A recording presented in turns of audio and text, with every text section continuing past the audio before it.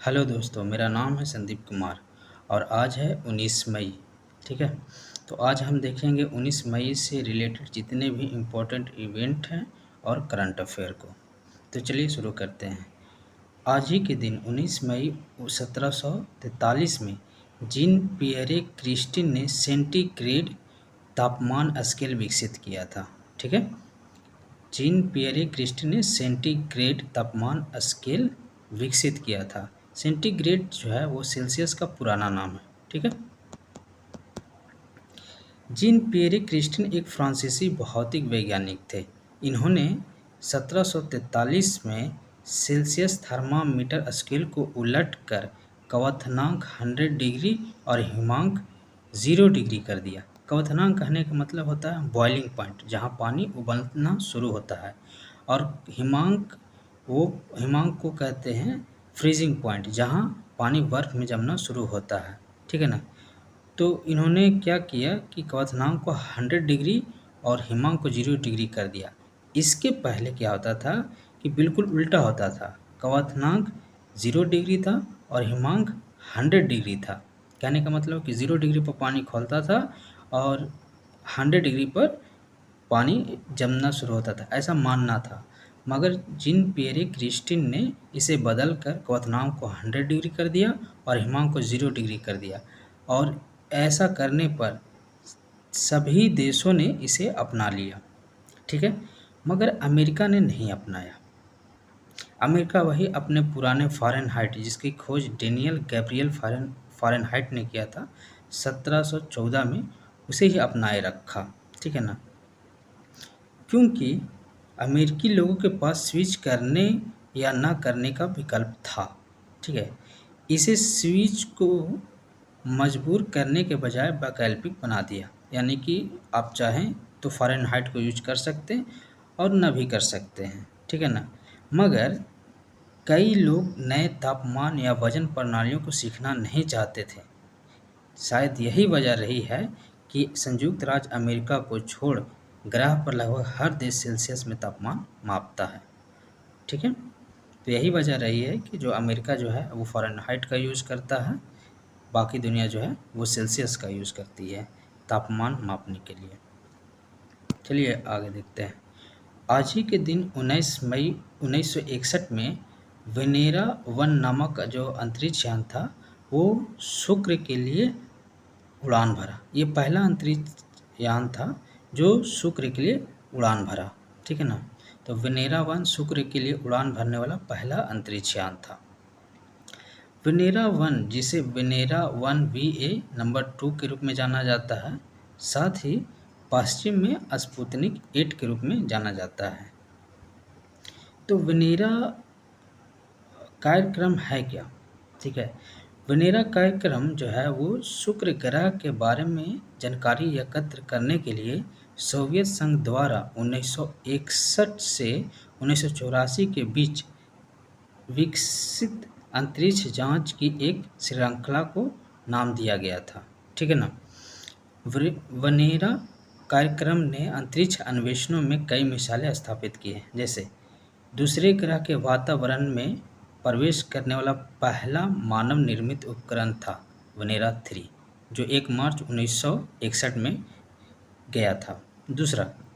दूसरे ग्रह पर सॉफ्ट लैंडिंग करने वाले पहले उपकरण था वेनेरा 7। वेनेरा 7 जो था वो सॉफ्ट लैंडिंग करने वाला पहला उपकरण था, जो 15 दिसंबर 1970 में किया था। तीसरा, किसी अन्य ग्रह की सतह से छवियों को लौटाने वाला पहला उपकरण था वेनेरा 9।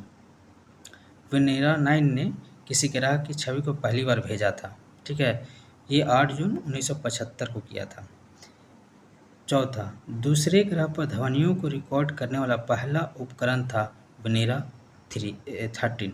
वेनेरा 13 ने किसी दूसरे ग्रह पर ध्वनि को रिकॉर्ड किया था। ठीक है ना। ये पहला उपकरण है वेनेरा 3। ये जो है वो 30 अक्टूबर 1981 को किया था।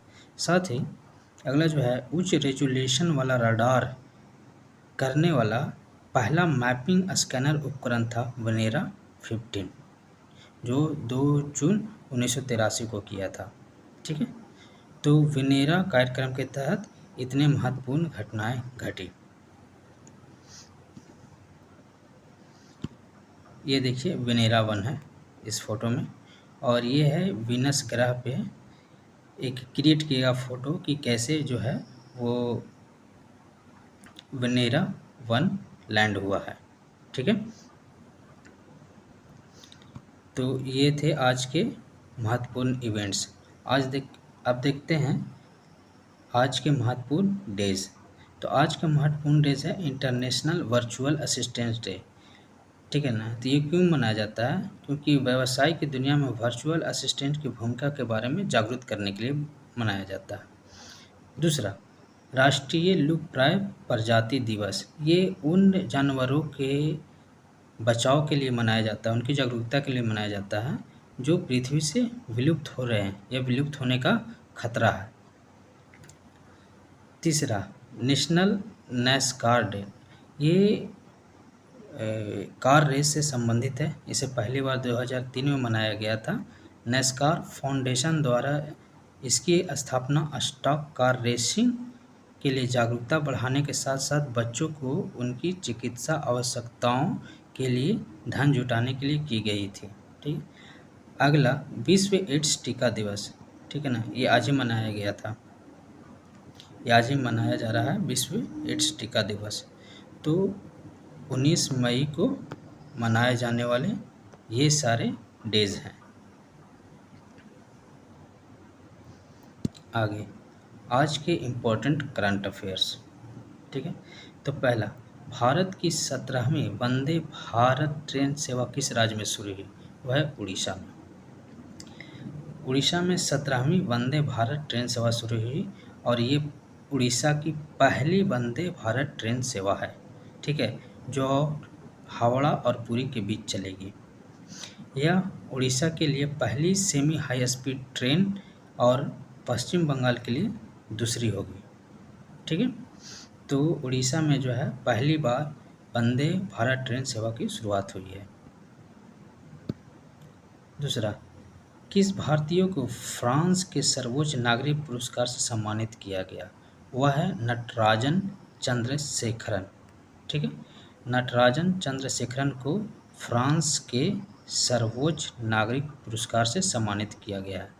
तो फ्रांस का जो सर्वोच्च नागरिक पुरस्कार है उसे कहते हैं knight of the legion of honour. ठीक है, चंद्रशेखरन को फ्रांस और भारत के बीच व्यापार संबंधों को बढ़ावा देने और विकसित करने में महत्वपूर्ण योगदान के लिए दिया गया। ठीक है, knight of the legion of honour की शुरुआत जो है वो नेपोलियन बोनापार्ट ने आज ही के दिन 1802 में किया था, यानी कि 19 मई 1802 में स्थापित किया था।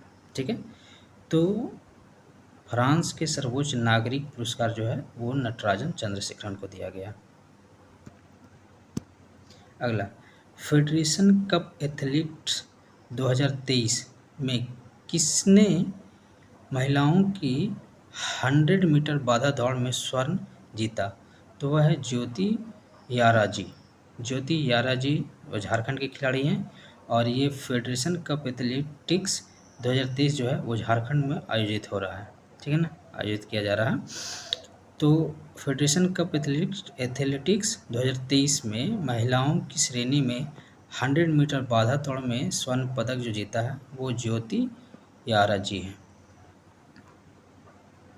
आगे, किस मंत्रालय ने ओपन रेडियो एक्सेस नेटवर्क यानी कि ओरन नामक एक टेस्ट बेड परियोजना शुरू किया है? वह है केंद्रीय संचार मंत्रालय। केंद्रीय संचार मंत्रालय ने open radio access network Oran नामक का एक टेस्ट बेड परियोजना शुरू किया है। इसका जो उद्देश्य है ओरन का वो है कि भारत में एक पूर्ण घरेलू 5G रेडियो नेटवर्क का निर्माण करना है। ठीक है, तो ओरन का जो उद्देश्य है वो भारत में एक पूर्ण घरेलू 5G रेडियो नेटवर्क का निर्माण करना है। आगे, किस राज्य में मुख्यमंत्री सीखो और कमाओ नामक एक नई योजना को मंजूरी दी है? तो वह मध्य प्रदेश।